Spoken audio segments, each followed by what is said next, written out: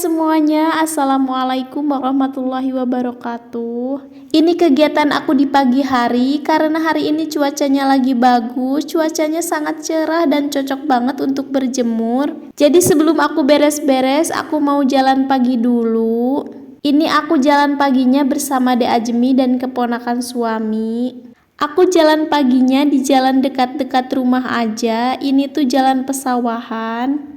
Karena semenjak aku jadi ibu rumah tangga, aku kurang olahraga. Banyaknya tuh aktivitas dalam rumah aja, rebahan dan scroll HP aja. Jadi sekalinya ada kesempatan, aku manfaatin untuk olahraga walaupun hanya jalan-jalan kaki. Tapi jangan salah teman-teman, jalan kaki juga bisa mendatangkan banyak manfaat. Salah satunya membantu meningkatkan kesehatan jantung, menguatkan tulang dan otot kaki, dan bisa juga meningkatkan kekebalan tubuh. Ini setelah aku berjalan kaki bolak-balik dari ujung ke ujung, dan udah mulai kerasa nih kakinya lumayan pegel dan keringat mulai bercucuran. Aku duduk-duduk santai dulu sambil menikmati pemandangan alam dan memanjakan mata dengan pepohonan-pepohonan yang hijau. Di sini udaranya segar sekali kalau pagi-pagi. Ini adalah tempat favorit orang-orang sini untuk bersantai dan menghirup udara segar.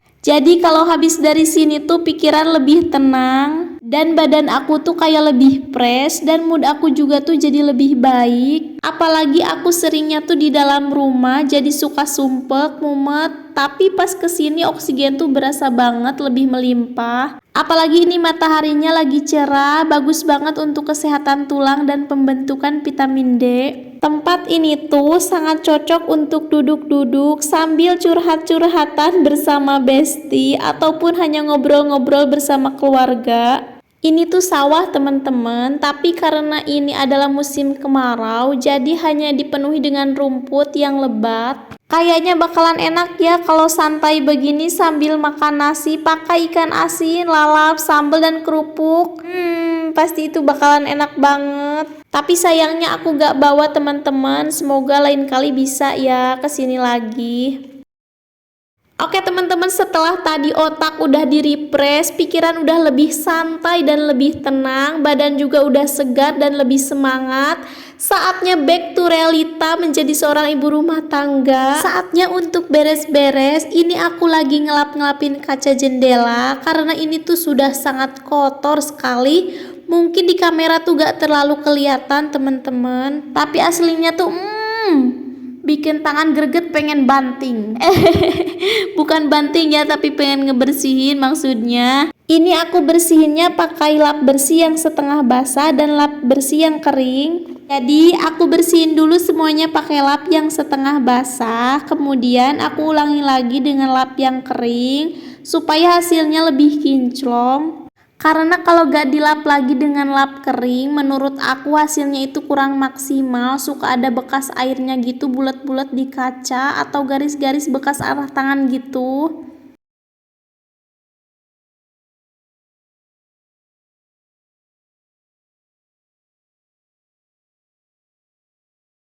Nah, ini aku juga bersihin kaca jendela ruangan motor. Hari ini aku bersihin kaca jendelanya semuanya luar dalam.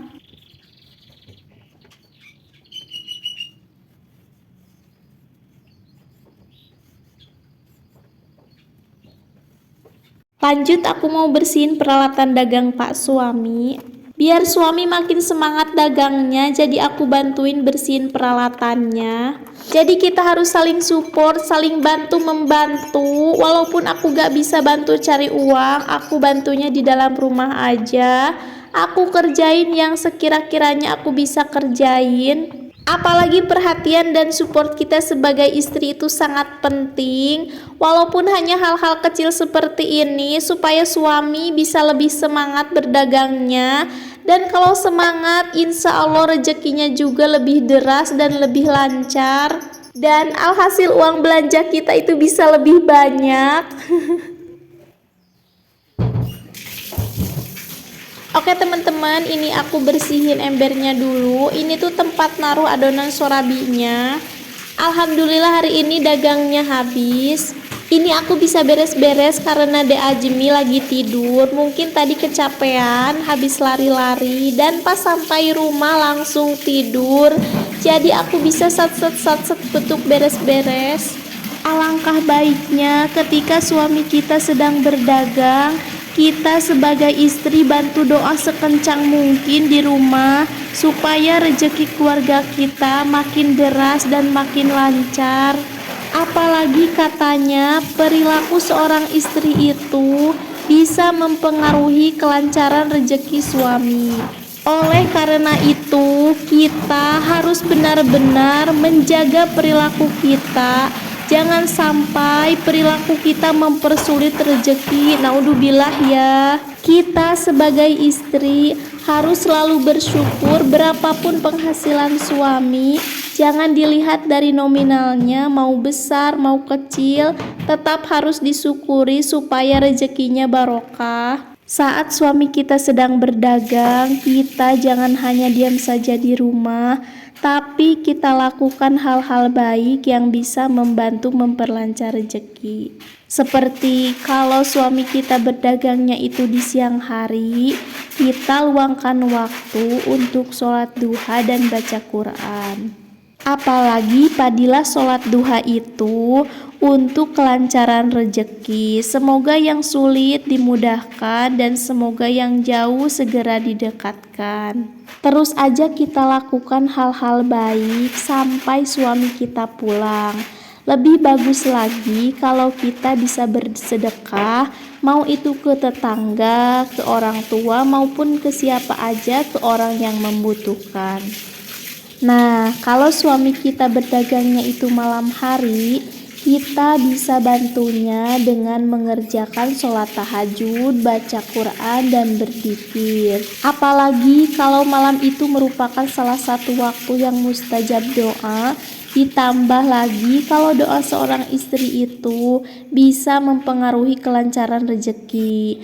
Maka kita minta supaya rezeki kita semakin banyak dan semakin manfaat. Lanjut teman-teman, nah ini aku juga mau bersihin tempat sampah. Seperti yang terlihat tempat sampah ini sudah sangat kotor karena kemarin malam tempat sampah ini kehujanan dan terkena cipratan-cipratan tanah.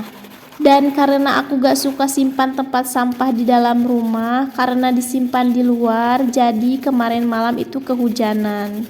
Walaupun tempat sampah, kita tetap harus menjaga kebersihannya, jangan dibiarkan kotor, supaya tidak ada sarang penyakit. Kan kalau ada barang-barang kotor itu bisa mengundang lalat atau hewan-hewan yang lain, ditakutkan bisa menyebabkan penyakit. Kalau misalkan kotor, takutnya bisa membawa penyakit ke orang-orang di sekelilingnya. Takutnya nanti kalau ada lalat hinggap di tempat sampah yang kotor, terus kemudian hinggap lagi ke makanan di rumah, meninggalkan bakteri di makanan. Aduh, jangan sampai ya. Oleh karena itu, kita harus tetap menjaga kebersihan walaupun barang-barang sekecil apapun dan walaupun itu disimpannya di luar rumah. Nah, ini aku bersihin tempat sampahnya menggunakan pembersih cuci piring supaya lebih bersih dan supaya bisa menghilangkan bau yang tidak sedapnya. Kan biasanya kalau tempat sampah itu aromanya khas ya, bisa mengganggu penciuman juga. Mungkin aroma tidak sedap itu disebabkan karena sampahnya itu suka banyak macamnya, seperti sisa sayuran yang udah busuk, bekas makanan, dan sampah yang lainnya. Maklum ya, ini kan sampahnya berasal dari rumah, jadi segala ada. Jangan lupa kalau membersihkan tempat sampah harus dibersihin sampai ke sela-selanya. Dan karena ini tempat sampahnya bolong-bolong kecil gini, jadi harus nyikatnya sampai ke sela-sela yang bolongnya. Biasanya yang bolong-bolong gini suka agak susah dibersihin, jadi harus disikat agak kenceng supaya noda-nodanya itu bisa keangkat. Nah, ini alhamdulillah tempat sampahnya udah kembali bersih lagi dan mau langsung dijemur supaya cepat kering dan cepat digunakan lagi. Nah, kemudian setelah bersihin tempat sampah, ini aku lanjut nyapu teras depan rumah. karena udah terlihat banyak sekali debu. Apalagi ini tuh di atapnya ada burung, jadi suka banyak pakan-pakan burung yang berserakan di bawahnya. Jadi kalau ada burung yang menggantung di atasnya, aku bisa sampai 5 kali menyapu teras ini dalam sehari. Karena burung ini kalau makan itu gak diem gitu, jadi pakannya kemana-mana dan terasnya jadi kotor lagi. Kalau dibiarkan kotor juga suka gak enak dilihatnya, jadi kalau udah kelihatan kotor aku sapuin lagi. Tapi aku nyapu aja yang beberapa kali, kalau pelnya enggak cuma 1 kali dalam sehari. Kalau untuk pel menurut aku sudah cukup 1 kali juga. Tapi kalau misal De Ajmi habis main tanah di teras dan terasnya benar-benar kotor, baru aku pelnya 2 kali di sore hari. Tips untuk ngepel supaya hasilnya itu lebih maksimal, supaya lantai atau granitnya itu kinclong. Biasanya sebelum ngepel aku rendam dulu empelannya dengan air sabun cuci piring. Gak perlu lama-lama, cukup 2-3 menit aja. Kemudian dibilas sampai bersih pelnya, baru biasanya aku gunain untuk ngepel. Itu insya Allah hasilnya lebih bersih dan lebih kinclong. Nah teman-teman, ini aku lanjut ngepel. Selain direndam pakai air cuci piring, kunci hasil pelan lebih bersih dan lebih kinclong itu juga dipengaruhi oleh nyapu. Jadi nyapunya itu harus benar-benar bersih juga, jangan sampai ada yang kelewat. Kalau misal ada yang kelewat terus nanti terkena pelan yang basah, yang ada terasnya malah jadi kotor bukannya jadi bersih. Terus kalau ada noda yang susah dibersihin, jangan dibiarkan begitu aja. Kita bisa menggosok-gosokkan pelnya dengan bantuan kaki supaya lebih kuat dan nodanya bisa keangkat. Dan kalau ngepel jangan lupa sesering mungkin pelannya harus dibilas. Jangan ngepel dari dalam sampai luar, itu bilasnya cuma sekali. Nanti lantainya tidak akan terlihat kinclong, yang ada malah terlihat buram.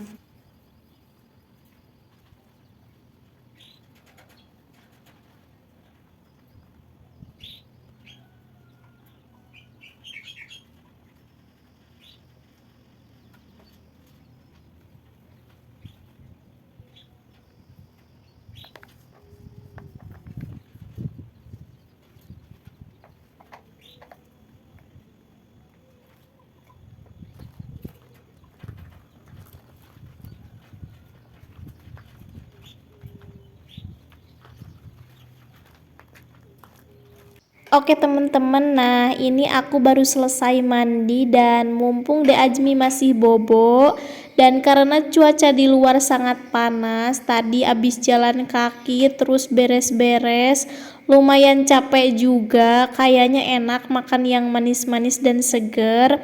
Ini aku mau makan buah mangga dulu sambil santai, sambil mempersiapkan tenaga kembali untuk nanti menghadapi De Ajmi kalau udah bangun.